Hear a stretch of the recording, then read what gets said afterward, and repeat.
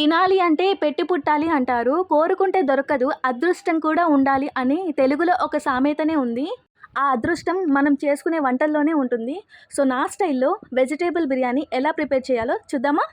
First అయితే ఒక measurement గిన్నె పెట్టుకొని కొంచెం నెయ్యి, కొంచెం నూనె వేసి మసాలా దినుసులు వేసుకోవాలి. చెక్క, లొంగ, పట్ట, ఇలాచీ వేసుకోవాలి.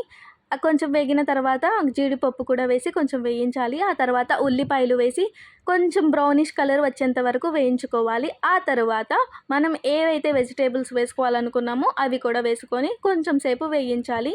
నేనైతే ఆలు, క్యారెట్, బీన్స్ తీసుకున్నాను.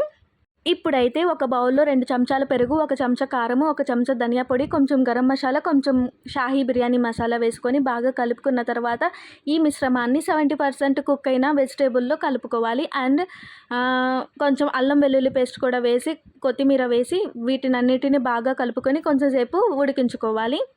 ఒక 2 మినిట్స్ ఇవంతా పచ్చివాసన పోయిన తర్వాత ఇప్పుడైతే దానికి మనం మెజర్‌మెంట్‌కి తీసుకున్న వాటర్ అయితే వేసుకోవాలి. నేను 1 కేజీ రైస్‌కి 1 ½ కప్పు వరకు వాటర్‌ని అయితే వేసుకోవాలి. వాటర్ కొంచెం ఉడికిన తర్వాత నానబెట్టుకున్న రైస్‌ని అయితే దాంట్లో వేసి కొంచెంసేపు ఉడికించుకోవాలి. ఉడుకుతున్నప్పుడు కొంచెం పైనుంచి నెయ్యి అయితే వేయాలి. కొంచెం వాటర్ ఉన్నప్పుడే ఇంకా మనకి దమ్ పెట్టుకోవాలి. మందపాటి క్లాత్‌తో అయితే నేను అంతా కప్పుకొని దమ్‌కి పెట్టుకున్నాను. అంతే, వెజిటబుల్ బిర్యానీ రెడీ అయిపోతుంది.